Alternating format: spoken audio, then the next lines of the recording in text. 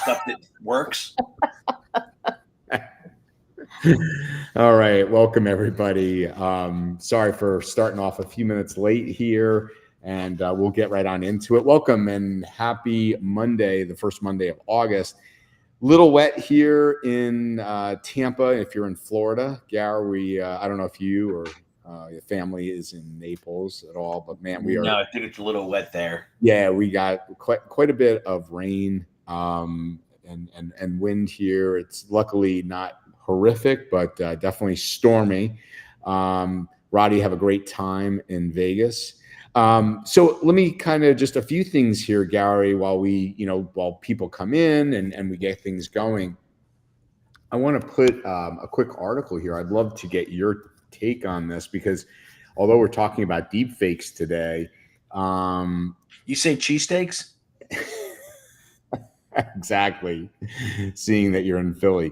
Yeah, if I knew it was deep, I thought it was cheesesteaks. If it was deep fakes, I wouldn't have shown up. I'm not sure if you saw this, but the NFL implemented facial authentication league-wide, just announced, and this as a multi-year. I don't know how many years you've had tickets for the Eagles. Just what's your take on this? I was talking to Sandy offline, but it just you and Chad out there, I'd love your opinion on this. But this is certainly, it's one thing to go in the airport, right, Gar, and the TSA is validating you are who you are with real ID. But what are your thoughts on this? I'd have to read the article. If it's for entering the stadium, I don't understand it because different people, like I forward my tickets to other people, I give them away. Sometimes they get sold. So, and if everybody has to go and register with the Face ID, it's just enough now that if you don't have a phone, you can't go to a game, right? Yeah. And believe me, there's some fans that I've met down there that don't have really real phones. And they've it's created a big problem for them. They're borrowing phones from people so they can go to the Eagles game. Yeah, so that you hit on the point, Gary. Yes, and I'm looking forward to you sending me your tickets. But but that is the point. Like, so if you send me your tickets, I have to take a photo, and I have to take a picture, send it in ahead of time. So that is now this new step in the process. Yeah, it's bad enough now that if I send someone tickets and they don't have, because they work with Ticketmaster, you have to create a Ticketmaster account. Yes. You don't have a Ticketmaster account. Like, I already think that is bad enough. Like, I don't want a Ticketmaster account. I just want to go to a game. So, yeah, all of these things. And I don't know, like, is that what we're worried about? Somebody coming in? Like, I get TSA. I understand that. Well, we're exchanging our information in order to get security, right? We're looking for the flight to be as safe as possible, and we're all happy to do that to make sure that we never have another, 9/11 or type of other incident. And I think the NFL is just taking it a little too far in selling our data. Yeah, agree. Interesting. That's I what would it's say, all about, right? You speak about Ticketmaster. My daughter and I went to a concert the other day, and you couldn't have a paper ticket. You could only go in if your ticket was on your phone. Yep. So, and it was totally cashless. So, there are kids there by themselves. So you have to have, number one, money on an account on your phone if you want to purchase anything. And then, you have to have that phone because otherwise you can't get in the venue. So there's this dependency, like Sandy says, like more and more we want to like kind of validate, right? I got the ticket from Ticketmaster. I have the Ticketmaster account. I downloaded them, this, that, and the other. And the paper copy just doesn't work anymore.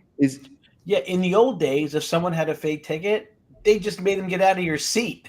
Right. It's fine. Yeah, it's interesting. It worked pretty well. Yeah. Interesting. You wonder how far this is going to go from, could it be all the way to Fed digital currency and tracking identity and all this other stuff, which I'm sure we could spend an entire several hours on, right, Sandy, just talking about that potential, where this could all end up in the next few years. All right, so interesting though, nonetheless, I thought timely with what we're talking about today. So I'll quickly set the stage. We'll let Sandy do an intro and turn it over to you, Gary. So during all of the CrowdStrike hoopla, there was a pretty significant security incident, and that was KnowBe4 caught a new hire. This is somebody that went through 5 Zoom interviews. They were a remote worker. Interestingly, when you look at it, they actually took an Adobe stock photo. They augmented the photo and used that as their identity with paid. They purchased stolen credentials and were able to get hired. It wasn't until they shipped out a MacBook and the MacBook came online, and as soon as it came online, the SOC luckily, and it was a Tunely caught malware, being uploaded right onto the Mac right away. They quarantined it. They did a great job. They should have waited a day.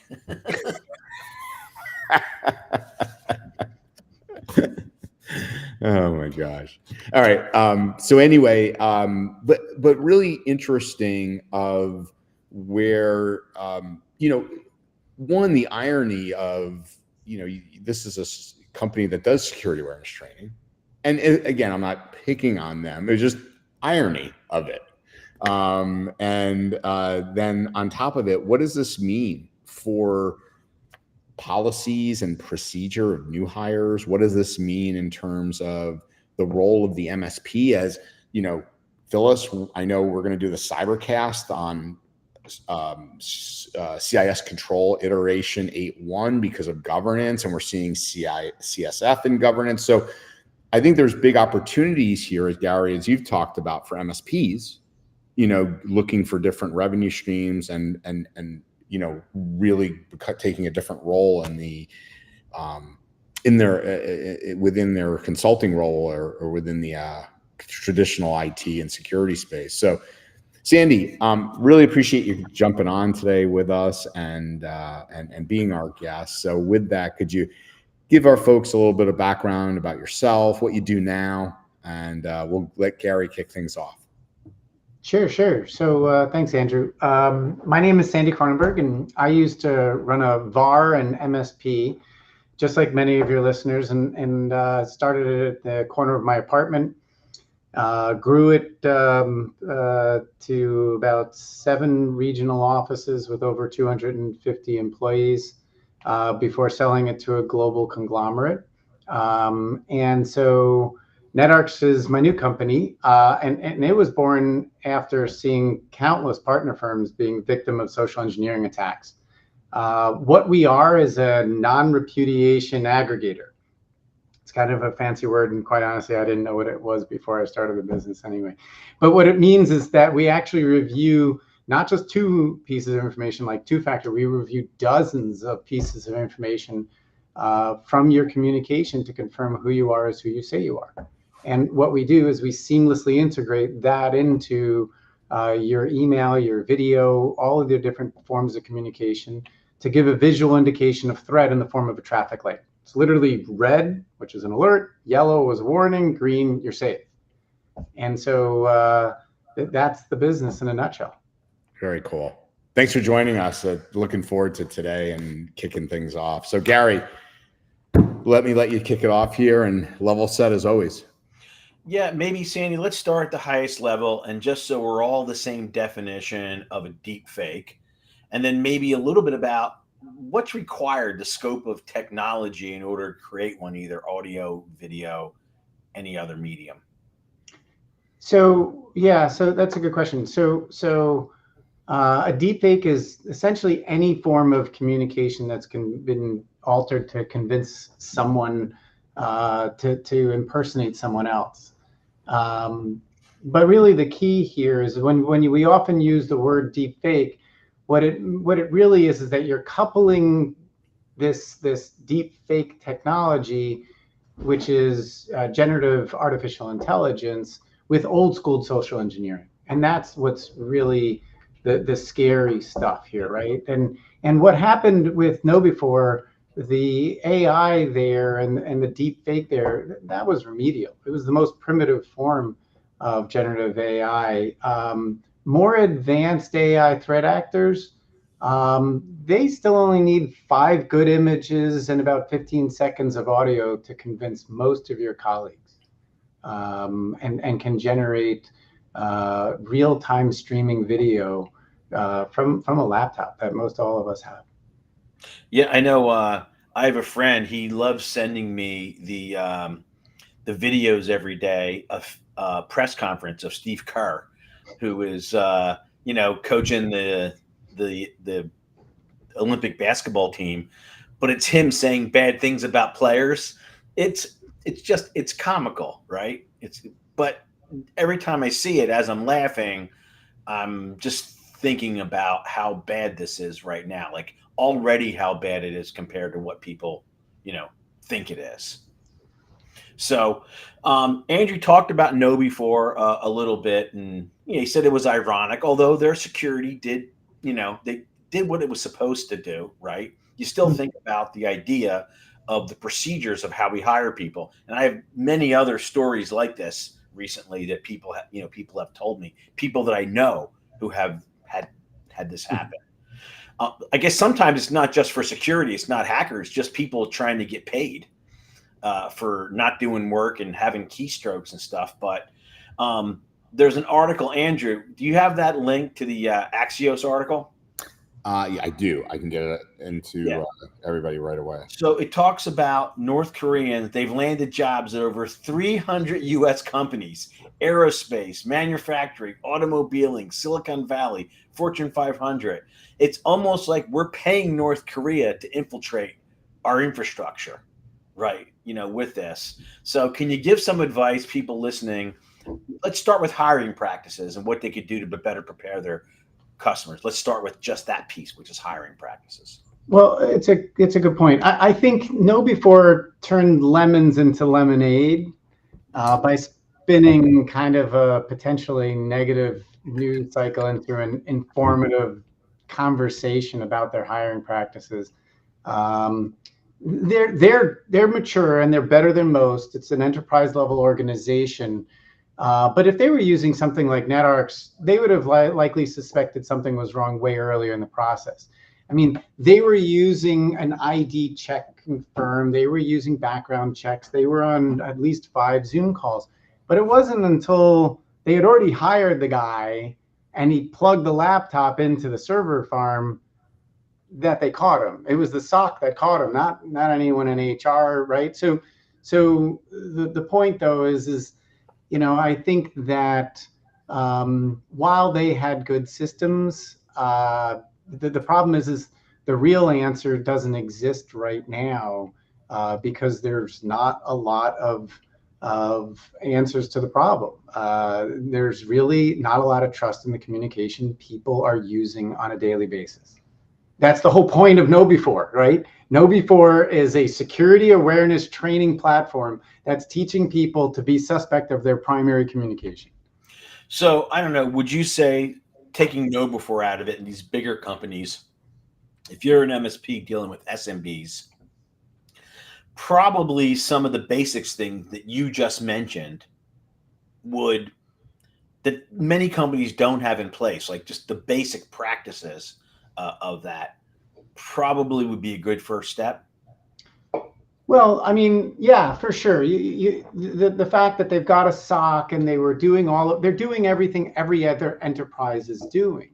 But I mean, look at what KnowBe4 does, where they've got honeypots and they people are literally making mistakes and clicking, and so they have to go back for more security awareness training, and it causes this constant animosity that people have in their organizations about even just doing their job and being productive. And so I feel like, yes, they did a pretty good job, just as every other enterprise, but that's why we're talking to so many enterprises, because they're struggling. They're looking for answers to help with this problem.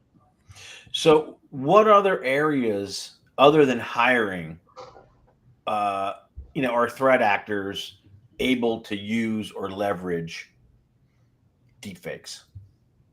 Well, so I would say we got into this business because I own a private equity firm that all of our partners, if you will, our finance partners, were constant being a victim of cyber attack, and that cyber attack took a number of different forms, but it was literally everything from lost productivity, harassment, ransomware, and wire transfer fraud. Like, they would know when one of our title companies was getting ready to transfer money, and they would then start sending those emails. The timing was amazing.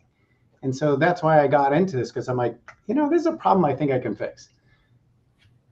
Gary, can I just ask you, excuse me one second, Sandy. So you asked about the policies, like you're an MSP, Gary, you get back into the business. Where are you, feeling that you should take a role in this with your customers and their hiring policies and governance and things like that?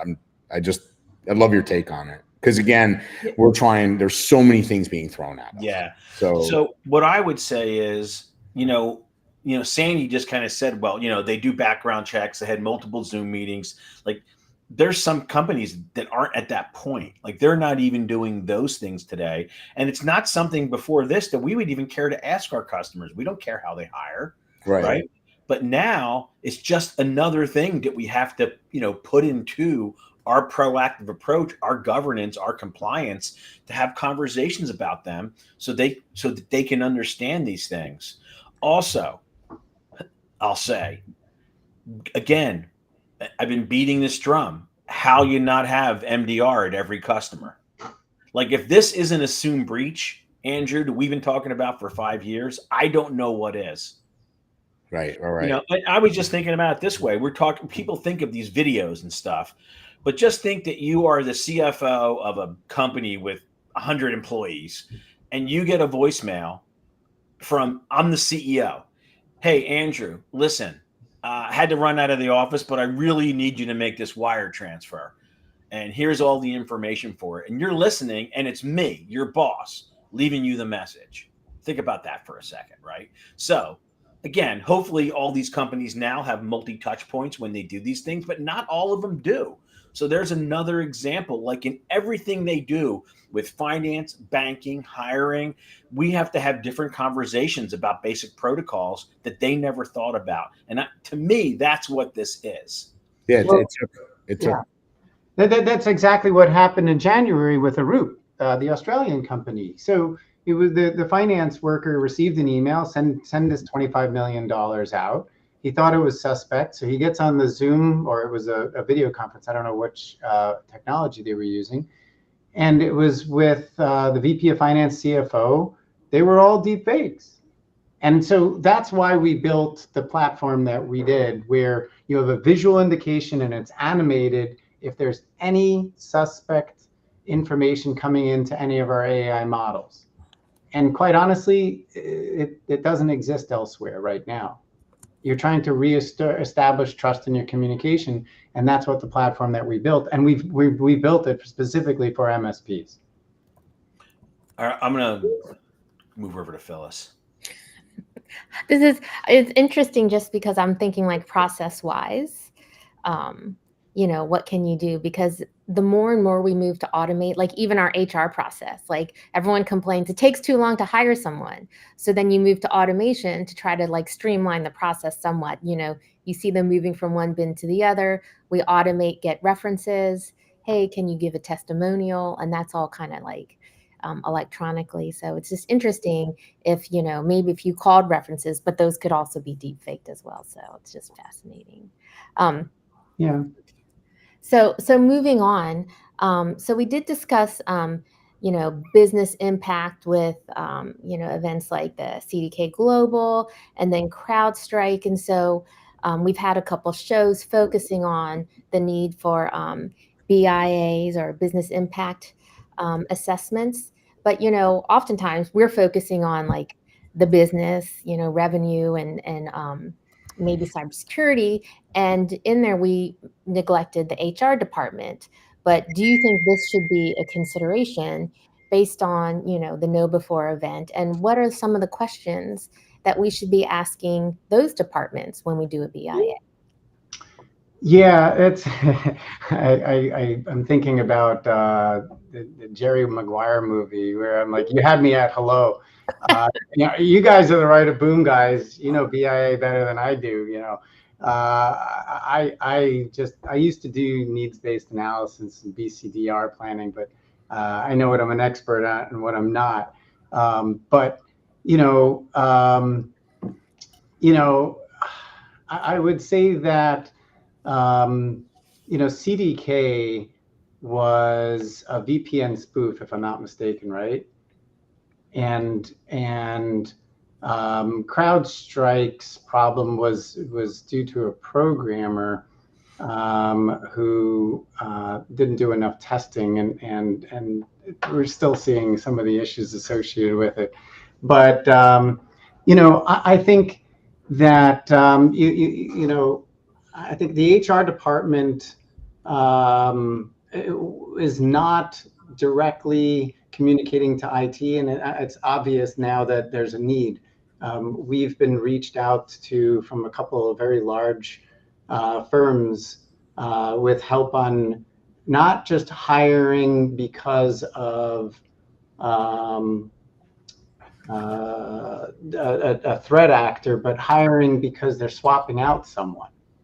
Right, and so we're looking at a whole different type of HR problem, and I didn't even realize that was an issue, that they were substituting people. So I find that crazy. Yeah, I had that happened to a friend of mine at another company. Oh, really? Yeah. They thought they had hired someone that was local in the US because that was a requirement. It turns out they were in another country, and that person, it was a mess. And of course they had to fire that person. And actually that person did good work, but it just didn't meet the requirement of the job. So it's not necessarily always malicious either in that sense of where someone's really trying to do harm to your company. However, in the end, it could be malicious because you could lose work due to the fact it happened to us too. We were looking to hire an Android developer, and the Android developer said they were in country and they're not. Right. And so we're a security software company, so we're just trying to be as domestic as possible to make sure that we can sell to the defense industry, and same thing happened to us. I was thinking if I could create a bot that could get 100 companies just low level to pay the bot $50,000 a year, that would be $60 million a year of income. There you go. Phyllis, that's good business. That is excellent economics right there. Yeah, and we're not going to mess with security at all. Exactly. Nothing. We're going to be I am in, Gary Pica. Gary, but I am curious. Before, obviously you have my IT process, and you worked offshore with development. Would you think about it differently today if it was just still under your roof, etc.? I wouldn't say, listen, most MSPs at scale to some degree are offshore. It is part of the business. If you're in development, part of your strategy is offshore. What I would say is, and part of it's not cost savings. Part of it is just being able to find the right talent, and manage that talent. So I just feel like with everything else, this is a cost that's going to get passed on to consumers, because the procedures you have to hire and manage and validate ongoing it's just a whole nother set of overhead that has to go over top of that, regardless of what shore they're on, if they're remote. right? Right. Yeah. For now, it's the remote until we have in-person deepfakes, which is probably still a few years away. But right now, that's where we are. And so, like, I always think of the economics. Like, there's a cost to all of this, and I feel like this is such a step forward. It's going to really ramp up the costs and how they affect all businesses.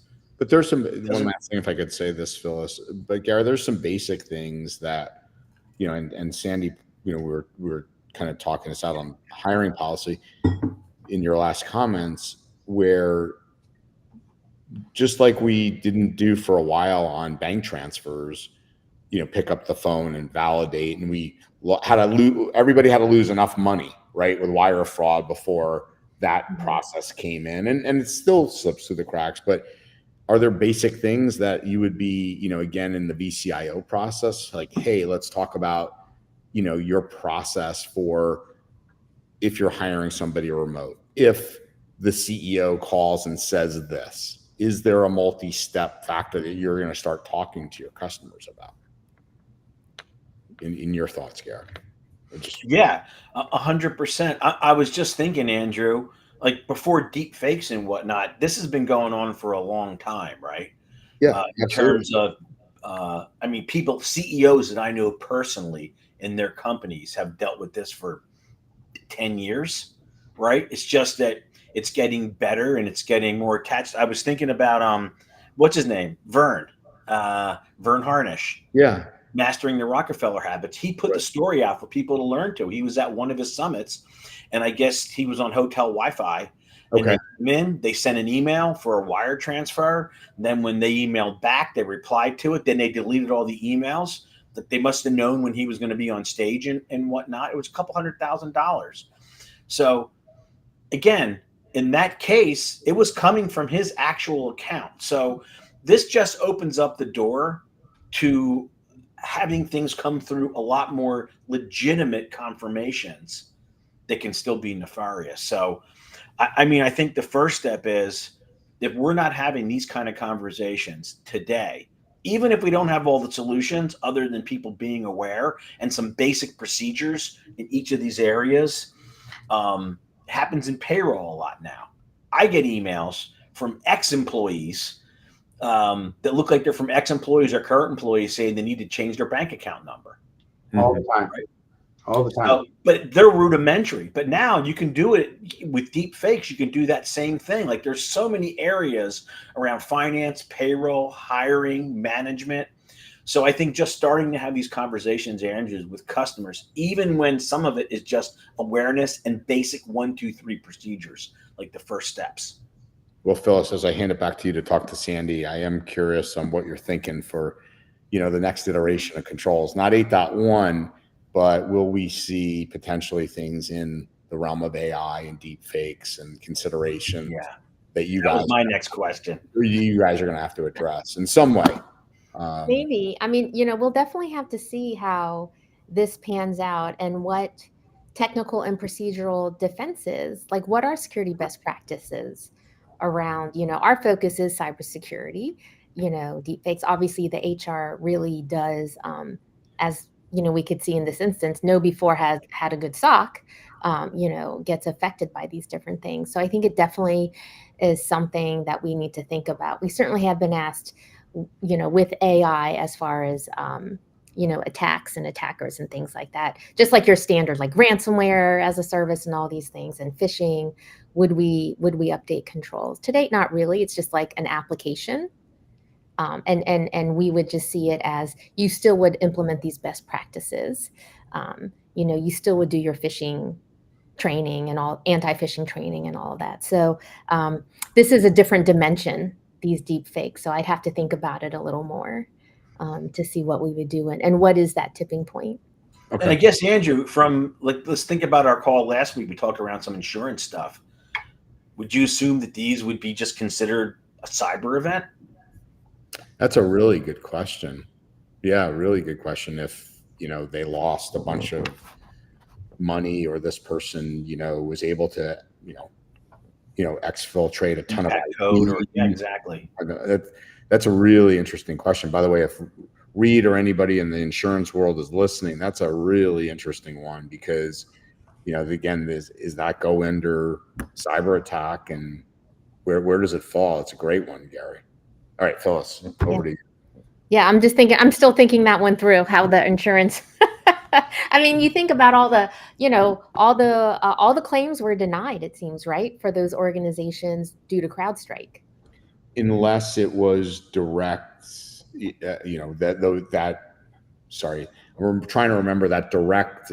Reed mentioned this type of policy where it's, you have business, you have continuity, and you have that supplemental insurance of so it's, for the most part, I think most people, they're going to find out or out of luck with this, Gary, unless you're Delta. And again, if you're Delta's CEO, boy, I don't know how you get out of this unclean either, because you have, what are you going to say? Well, we didn't plan like United and American, who really didn't get impacted the way. Right. All right. Go ahead, Phyllis. Let me move on due to time. So we talked about BIA talking to HR. What about security operations and talking to HR? What are your thoughts on that, Sandy? Given this, and of course what from your own personal experience.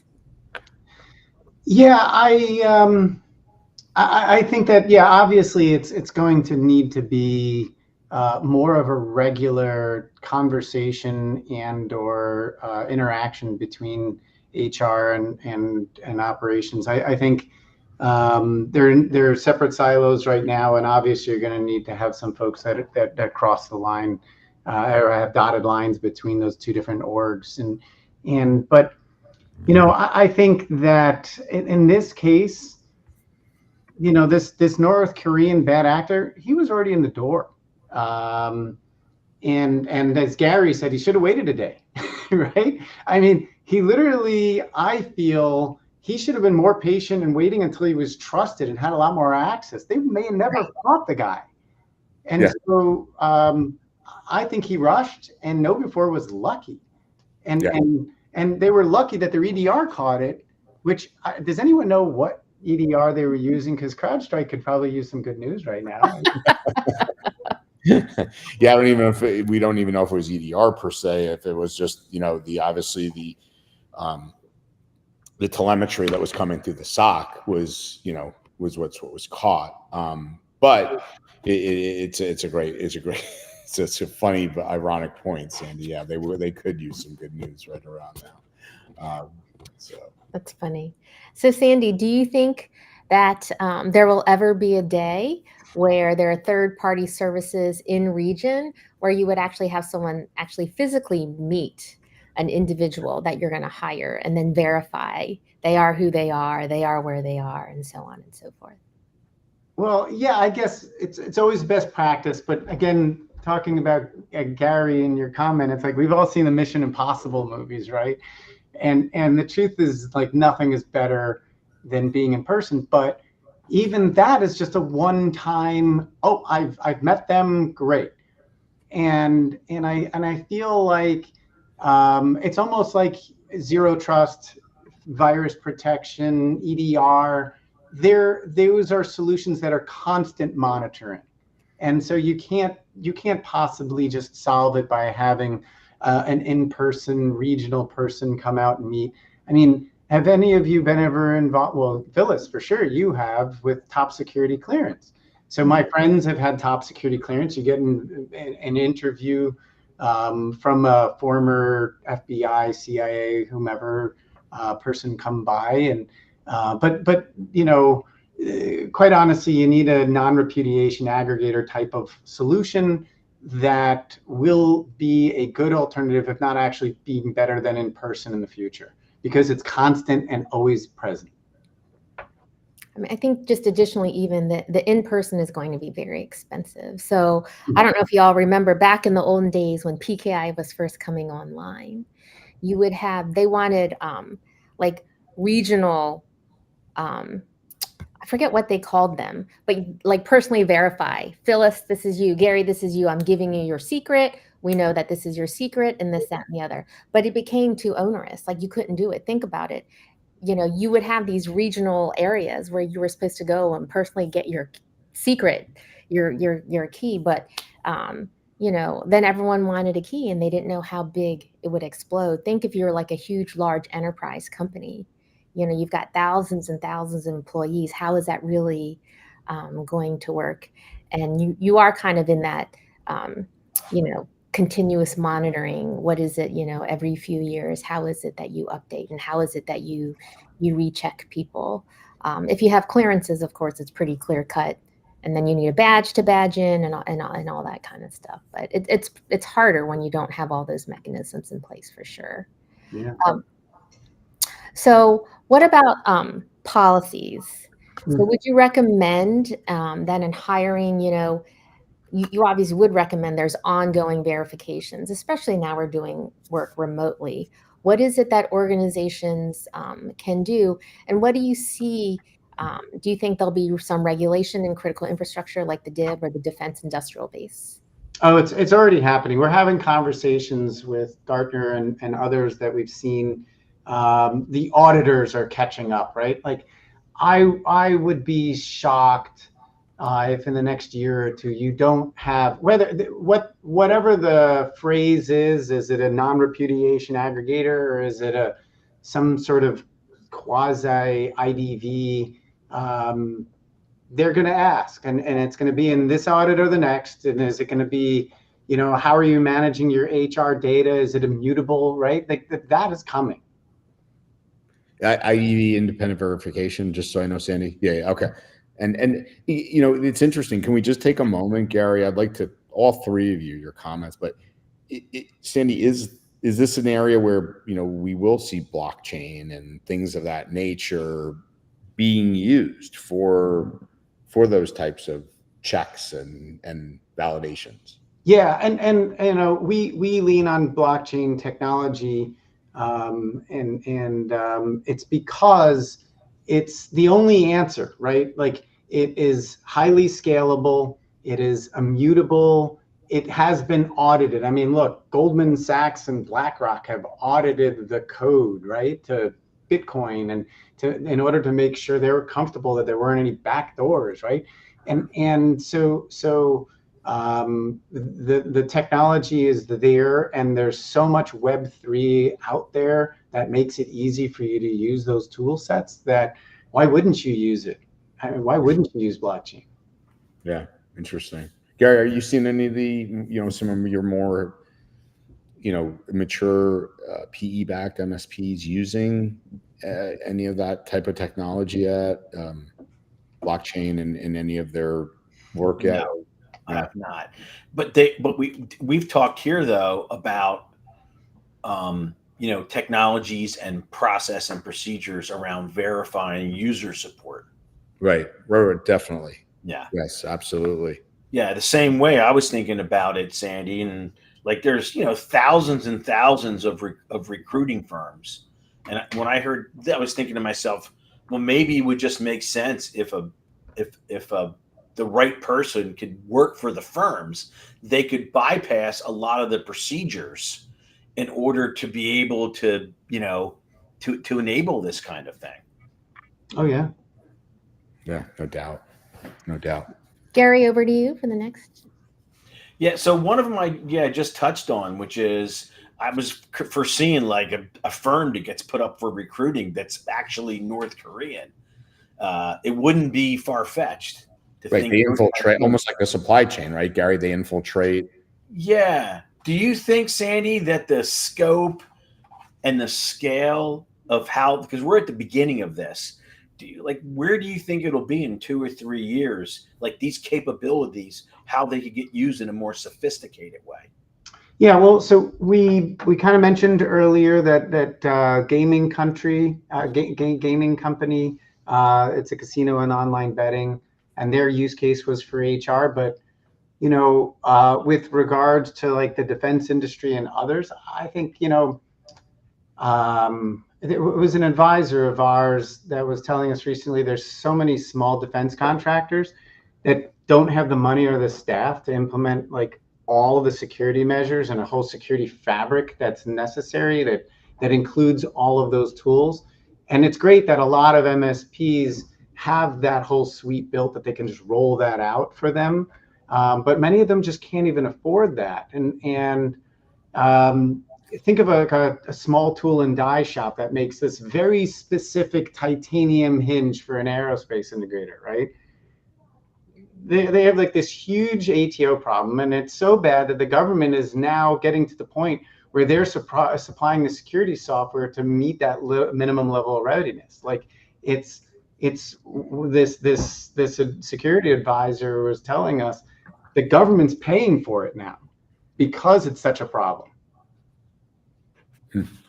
So that was news to me. I was shocked to hear that they're not just recommending it and saying, hey, this is a best practice.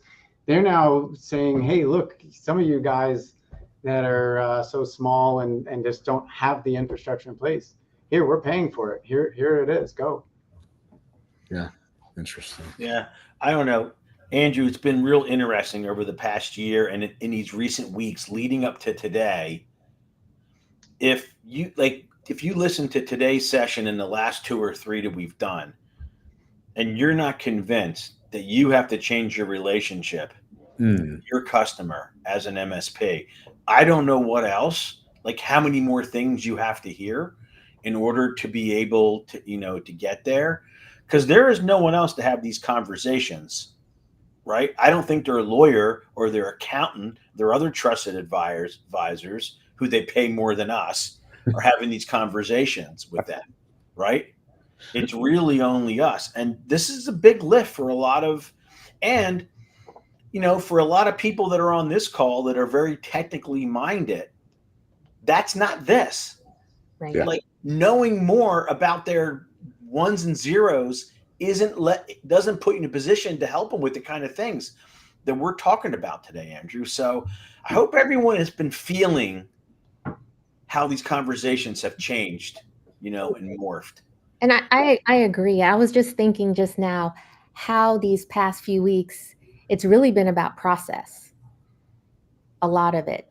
Process, get to know your customer, get to know their business, get to understand their requirements. But, in order to do that, you really have to have those built-in processes. Like, Yeah. and those, quarterly check-ins or however many check-ins, right? So it's not just like the one and done, just like we're saying with the hiring process. It's not just that onboarding one and done verification. Like MSPs should be doing this with their clients on a regular basis, whatever cadence is the best. I have no idea, but it's interesting. I just feel like we've been beating that drum week after week on this call. Yeah. Yeah. And Sandy, we'll talk a minute about technology and you're working on some stuff. But if you're the average MSP, these kind of changes, just like we've seen with EDR over time and MDR, we got to start with process because technology is not going to solve it in the short term. It comes out, there's startups, it's expensive. You need multiple vendors over time before it gets packaged to the point and priced at the point where the masses of MSPs and SMBs can get access to it. So, Sandy, you can talk to the technology, but that's a process. Yeah, I think there's a lot of solutions that are out there, but they all have problems, right? A lot of them are analyzing the content, right? So they're actually looking at the video stream, and I look at that as the problem with that is that you immediately leapfrog it. Why? Well, because the instant someone says, ooh, we can look at the light in their iris. I don't know. Did you guys see an article? Must have been in the last couple of weeks where with artificial generative AI, the light source keeps changing in the iris. And so, well, we can see that, all of us are sitting in a room and the light source doesn't change. And therefore you can detect if it's a deepfake or not. And I say, oh, well, the fact that you just published an article about it, boom, now the bad guys know and can easily just make sure that the light source stays fixed on that iris. And therefore you've now, leapfrogged that detection platform, right? So when you talk about the technology that's coming, I look at anything that's analyzing the content as the problem, right? If you're analyzing the voice, but there are some that are amazing, and they'll continue to iterate. And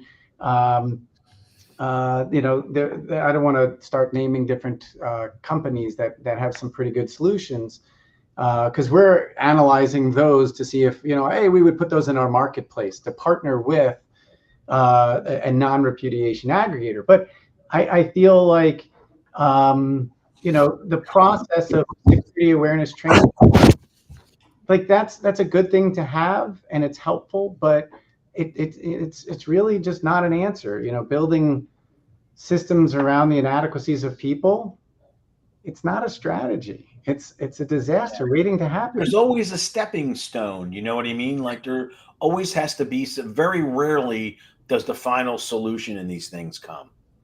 Yeah, I don't disagree, and that's why you need a new framework. You need a new way of looking at it.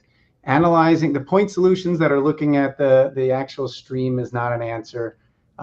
You need to look at identity in a whole different way. Which is interesting, because it really, Phyllis, analogistically, right? I hate using the word SIM, but let's just talk about log aggregation just for a minute, right? It's really analogistic, right, to why we built security. You mean analogous? Analogous. Thank you, Gary. Let me get my thesaurus. I have mine right here. But right, Phyllis, because we couldn't rely on, right, the whole evolution, like that Sunil talks about, right, the whole evolution of threat, right? Why do we need to look at and correlate? It's really interesting what Sandy's saying, but it is very analogous that what we're going to have to do for identity. Do you see that? Do you see that as well, Phyllis?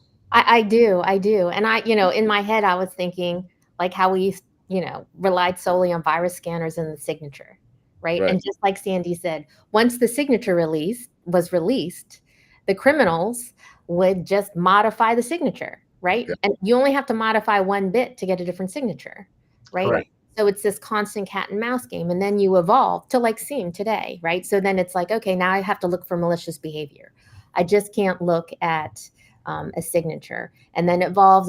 Now we're at EDR. So the technology keeps on evolving, like you said, Andrew, because what happens is the criminals or the bad state actors or whatever are constantly evolving to avoid detection. Yep, right? Absolutely. And so the pace, Phyllis, the pace is increasing at an increasing. Yes. Range. And AI is a huge enabler of that, right? And so, you know, as we've said on this call before, the criminals are way better organized, right? Fast-paced game favors the bad guys. The faster things move, right? Yes. It's better for the offense. Yes, defense is always harder. You have to plug every hole, right? Offense only needs to find the one. But it does, again, typify, Gary, your point a moment ago about the conversation. And I think, it's interesting, Phyllis, about what you guys just released with the controls and governance. And we're going to talk about that. I'm excited later on today, and we'll release that podcast on for the CyberCast. But Gary, you know, we have to change our relationship more than ever. As you said, I'm repeating what you're saying, but we've got to get better, not just at technology and security. We've got to get better at communication and improving our status and the relationship with our customers, right? And feeling that we're not beneath our customers, that we have to be at that executive leadership level now. And I'm really glad you did that, Phyllis, with the governance stuff. Yeah, I think the training right now, if I'm an MSP, and the message I'm sure will be sharing, right, with all the people I work with, all the MSPs, together we need to be rethinking again what a VCIO role is. Because a lot of people are going to have a lot of walk at all levels of scale. This is not just small MSPs. Some of the largest MSPs, they have issues when they have 50 VCIOs changing process, and like that adds a level of complication to being nimble. So I think this is a universal a universal issue. But our customers are going to they're already figuring out what they need. They're going to get it from you, or they're going to get it from somebody else. Mm-hmm. I'm saying like in the next year, not like we usually talk about 5 years from now. Yeah. Yeah, absolutely. For sure. So Phyllis, I know you had one question, I think, left for Sandy. And then if we have time, I'll ask Gary one, but. Yeah, sure. So, as you know, we do live in a very litigious society, and there are certain things in the hiring process that our audience should be made aware of. So do you know of any landmark cases where an employer is being sued for trying to ensure someone is not a deep fake? Here in this country, as we were talking about like identity management and stuff earlier in the call, I mean, we do in this country expect a certain level of privacy. I mean, even when I was getting my clearance and the security person was like, well, you need to friend me on Facebook so I can see all your Facebook posts. Not that I ever post anything because of all my NSA training, but still I was like, hey, what? Like, you're not even my friend. Like I guard who I friend and all this kind of stuff. And so I didn't feel great about it either. And I worked for an organization that they don't trust any employee and they're always digging into all your stuff. Yeah. Other nations have, a lot more invasive type things. You're always being tracked. There's cameras on the streets all the time and all of that. So what are your thoughts? And do you know of any lawsuits and how does that fit with privacy? So that's a really good question. I don't know of any lawsuits specifically, but I can imagine they're coming, right? And it's because if I'm not mistaken, right, like the federal government prohibits like discrimination on the basis of what is it, race, sex, age, gender. Yep. There are a lot of protected classes, yes. Right, and so people are using deepfake technology in interviews now. I've read a bunch of articles on that where they're trying to make themselves look a little big, handsomer, and their voice a little deeper, and so. But now you're like, okay, tying it back to our last point, we're analyzing the content is not an answer, right? It's not an answer because. Here, if I'm looking at the prohibiting discrimination based on age, sex, race, so then you can't have a solution that analyzes the content because you're just going to get sued because you say, I turned down that candidate because they were using a deep fake and they're really not that handsome, right? So now think about that and realize the problem with using the tools that analyze the content. It's a huge problem. Because it goes and it flies right in the face of it. So I don't know of any specific cases, but you can't look at the data, you can't look at the video stream and the audio, because then you're discriminating. It's interesting. Yeah, Andrew, if I was 6 foot tall and handsome, who knows what I would have accomplished? I did everything I did like this.